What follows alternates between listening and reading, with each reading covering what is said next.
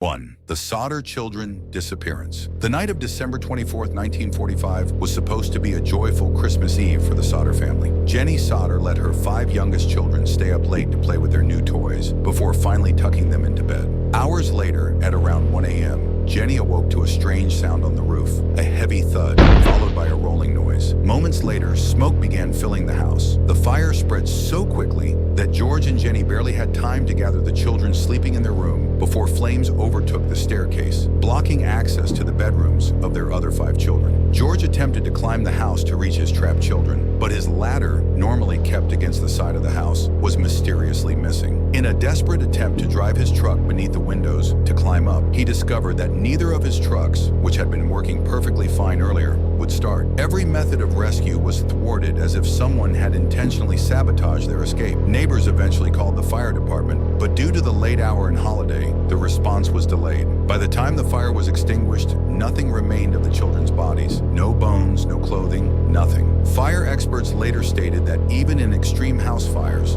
bones should have remained. The absence of any remains fueled theories that the fire had been a cover-up for an abduction. Years later, strange clues emerged. A witness claimed to have seen a man watching the Sodder children from a car the day before the fire. Another person claimed to have seen the children in a diner after the fire, in the company of 2 unknown adults who refused to let them speak. A photograph mailed anonymously to Jenny years later showed a young man resembling her missing son, Louis, with a cryptic message. Louis Sodder, I love brother Frankie. Lil boys. A 90132 or 35 inches. The Sodders spent decades searching, putting up billboards and hiring detectives, but the mystery was never solved. Were the children kidnapped and the fire staged as a distraction? Who sent the letter? And why was every attempt to save them seemingly sabotaged? To this day, no answers have been found, leaving this case one of the most perplexing and haunting unsolved mysteries in American history.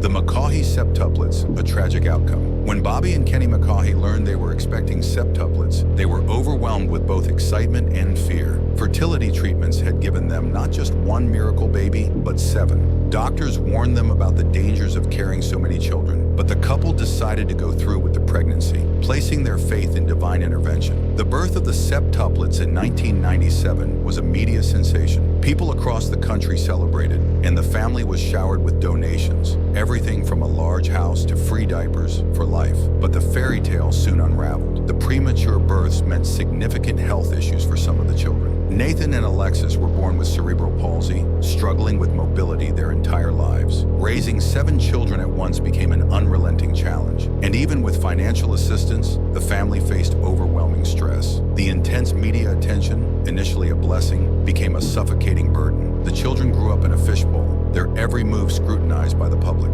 Some of the siblings suffered from social isolation, struggling to establish their own identities outside of being one of the septuplets. As they grew older, reports emerged of internal struggles within the family. Some of the children developed emotional difficulties due to their unusual upbringing. Despite their miraculous survival, their early lives were filled with constant medical appointments, physical therapy, and challenges. While the McCaughey's insisted they had no regrets, their story serves as a cautionary tale of the dark side of medical miracles. What started as a feel-good human interest story turned into a sobering example of the immense pressure placed on families in the public eye, and how the reality of raising so many children at once is far more harrowing than most could imagine. The Turpin family, the house of horror. From the outside, David and Louise Turpin appeared to be a devout and respectable couple. They regularly took their 13 children to Disneyland, posed for happy family photos, and maintained a seemingly normal life. But behind closed doors, their home was a house of unimaginable horror. The Turpin children, ranging in age from 2 to 29, were subjected to relentless torture.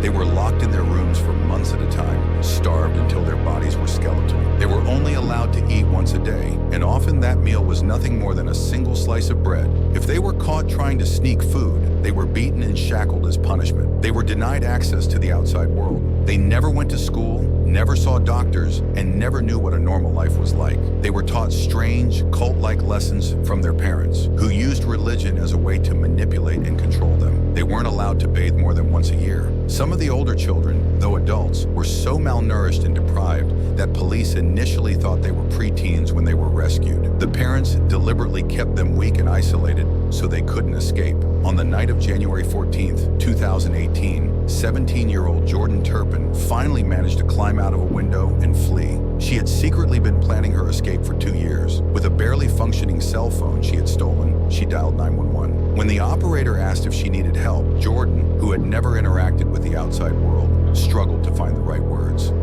I just ran away from home because I live in a family of 15 and my parents are abusive. My 2 little sisters right now are chained up with chains. They're chained up to their bed.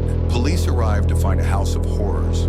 Children barely able to move, some chained to beds, the smell of filth and decay overwhelming the home. David and Louise were arrested on the spot, and the children were taken into protective custody. The trial revealed the extent of the torment. The children, deprived of any education, didn't even know what police officers were. They had never learned basic concepts like medicine, freedom, or independence. Their growth was severely stunted due to starvation. Both parents were sentenced to life in prison, but the damage had already been done. The surviving Turpin children are still struggling to adapt to normal life, many suffering from PTSD and severe developmental delays. Their story stands as one of the most extreme cases of parental abuse ever uncovered. It raises the horrifying question, how many more children are living under the same conditions, hidden in plain sight, with no one coming to save them? Final thoughts. These 3 stories of parental horror prove that true terror doesn't always come from supernatural monsters, but from the very people meant to protect and nurture. The Sodder children may have been stolen under the cover of night. The McCaughey's discovered that the weight of a miracle can crush even the strongest. And the Turpin children endured the most nightmarish existence imaginable, all at the hands of their own parents. In each case, society failed them in different ways, whether by not seeing the signs, not questioning the unusual circumstances, or being too quick to accept a happy illusion. How many more children out there are suffering behind closed doors, waiting for someone to notice?